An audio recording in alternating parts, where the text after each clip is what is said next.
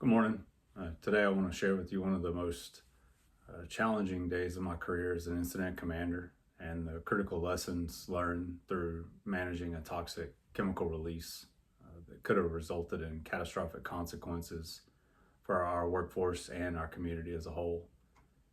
It was Thursday, August 18th, 2022. A warm, dry afternoon that day. It started like any other. At approximately 12:30 p.m., I received a call that would test every level of my emergency response training and leadership capabilities. A member of our operations team, excuse me, reported that one of our large chlorine tanks that's critical to our water treatment services had developed a significant leak. At that moment, I knew how serious the situation could be and how serious it could eventually get. We had 400 workers on site during what was essentially peak operational hours. Many of these weren't just employees, they were neighbors, friends, and in numerous cases, multiple family members working side by side at our facility. Our facility sits on the western edge of our town of 3,500 people, meaning an escalation could impact the entire community. Immediate priorities and critical decisions for me at that time. So at 12:30 p.m. in the middle of the workday, we were dealing with maximum exposure risk.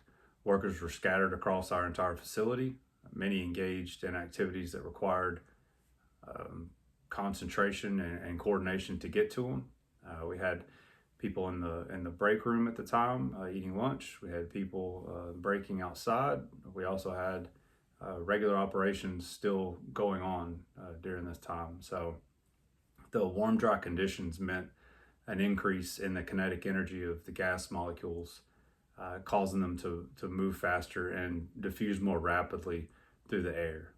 This could lead to a wider spread of chlorine gas. So my first priority was immediate evacuation and accountability. I activated our emergency response protocol within minutes, implementing an immediate evacuation that prioritized those closest to the leak source while ensuring we didn't create panic or confusion. The operations team member who reported the incident gave me the first update of the leak's progression at the time. Wind direction became critical. Immediately consulted with our meteorological team from corporate and coordinated with our environmental team to model the potential dispersion pattern. The dry conditions meant the gas would travel further, but the wind patterns that afternoon were working in our favor, carrying the plume away from both the main work area and town. I established 3 immediate action teams: evacuation and accountability, leak containment, and community protection. Each team had clear objectives and reporting structure back to me as the incident commander. References and resources, documentation saved lives that day, without a doubt. Our comprehensive emergency response plan, which we had just updated 6 months prior, became our roadmap. Relied heavily on chlorine safety data sheet, which provided critical information about exposure limits, the PPE required, and the medical countermeasures. I immediately contacted our corporate emergency response consultant, who contacted local hazmat crews, and I activated our mutual aid agreements with neighboring facilities. A regional poison control center also became an invaluable resource, providing real-time guidance on potential exposure symptoms and treatment protocols. The NIOSH Pocket guidebook to chemical hazards and the emergency response guidebook were in my hand throughout the day that day, helping me make informed decisions about safe approach distances and PPE requirements for our response teams. And then building and leading the response teams, trust and delegation were essential at this time. My core team consisted of our environmental safety manager, operations supervisor, maintenance manager, and our security chief. Each brought unique experience, expertise, and established relationships with the different working crews. I employed what I call calm authority, providing clear, decisive direction while maintaining an approachable demeanor that encouraged open communication within the incident command center at the time. When team members brought concerns or suggestions, I listened actively and incorporated their local knowledge into our response strategy. Communication was key to maintaining control. I established a 15-minute check-in with each team leader and insisted on brief, just the factual reports. This prevented information overload while still ensuring I maintained situational awareness across all the response activities. I empowered each team leader to make tactical decisions within their area of expertise, which allowed us to respond simultaneously across multiple fronts, rather than creating a bottleneck through centralized decision making. The media did arrive faster than I'd anticipated. News crews were on scene within minutes, likely monitoring the local emergency radio channels. This created an immediate secondary challenge, managing information flow while maintaining our operational focus. I implemented a strict management protocol. I designated our communications manager as a single point of contact for all media inquiries and established a media staging area well outside of our operational perimeter. This served two purposes. First, keeping reporters safe, and secondly, it also controlled the narrative that they got.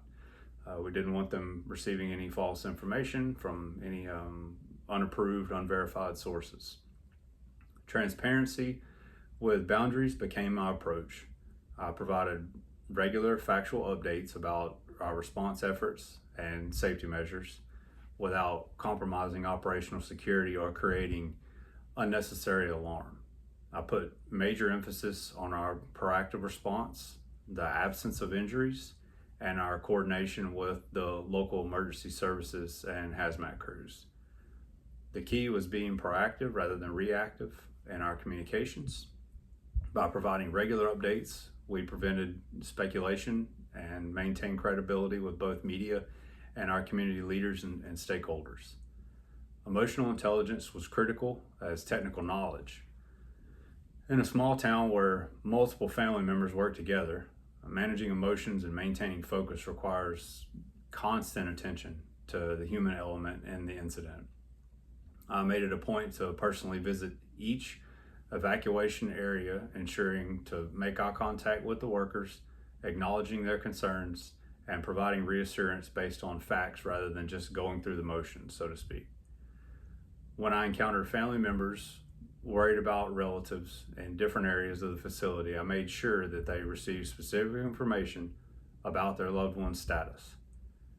Throughout the incident, I also maintained what I call visible leadership, being present where decisions are being made and ensuring my team saw me actively engaged in problem solving rather than just directing from a distance. I also recognized when to escalate.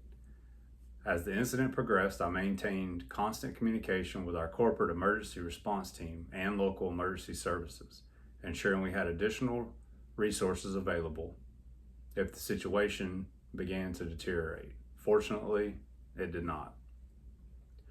Preparation was everything in this incident. Our regular scheduled emergency drills, updated procedures, and established communications protocols, they allowed us to respond immediately without having to develop a plan on the fly. The relationship I had built over time with the team leaders meant they trusted my judgment and executed instructions without any hesitation. The ability to adapt under pressure proved to be essential. When our initial containment strategy showed limited effectiveness, we quickly switched to a secondary approach that involved specialized contractors and equipment. Having this contingency plan prevented what could have been a much longer and much more dangerous situation. Knowing when to rely on technical specialists while still maintaining their overall incident command was crucial during this response. Some key learnings and future applications that we've found: communication systems need redundancy. While our primary communication channels worked effectively, we did identify potential failure points that could have complicated our response. We're since implemented multiple backup communication methods and established clear protocols for passing information during emergencies. Community integration was also essential as far as one of our findings goes. The incident reinforced the importance of maintaining strong relationships with local emergency services, media, and community leaders before an emergency ever occurs. These relationships proved invaluable in managing the broader community response. Training must include emotional and psychological elements that we've found. Technical emergency response training is crucial, but managing the human dynamics of a crisis, particularly in a close-knit community like ours, requires additional skills and preparation. So we will be placing more focus on this topic from now on. And moving forward, we've implemented several changes based on this experience. Our emergency response team now includes a dedicated family liaison coordinator for incidents involving potential community impact. We've extended our media relations training and established pre-positioned communication areas around the facility. Regular community engagement has become top priority for us. We now conduct annual emergency response demonstrations for community leaders and maintain open communication channels with local media to build relationships before they're needed in a real situation. Most importantly, we've recognized that successful incident command requires both technical competence and human leadership skills. The ability to make quick, informed decisions while maintaining team cohesion and community confidence is what separates adequate response from exceptional crisis management. The August 18th, 2022 chlorine release incident tested every aspect of our emergency preparedness and my leadership capabilities. Through decisive action, effective team coordination, and detailed communication, we prevented what could have been a catastrophic event affecting hundreds of workers and thousands of our community members. 0 fatalities, 0 serious injuries, and minimal environmental impact. These weren't accidents. They were the direct result of preparation, leadership, and coordinated efforts of a dedicated response team operating under extreme pressures. The lessons learned that day continue to shape our emergency preparedness efforts and have made us a more resilient organization. Most importantly, they've reinforced my belief that effective incident command is as much about leading people as it is about managing technical challenges. Crisis reveals character, both individual and organizational. I'm proud of how our team responded, and I'm committed to sharing these lessons to help others prepare for the challenges they may face as incident commanders. Thank you for your time today, and if any further questions or concerns about this incident that occurred at our facility do come up, please do not hesitate to reach out to me or my communications crew. Thanks again.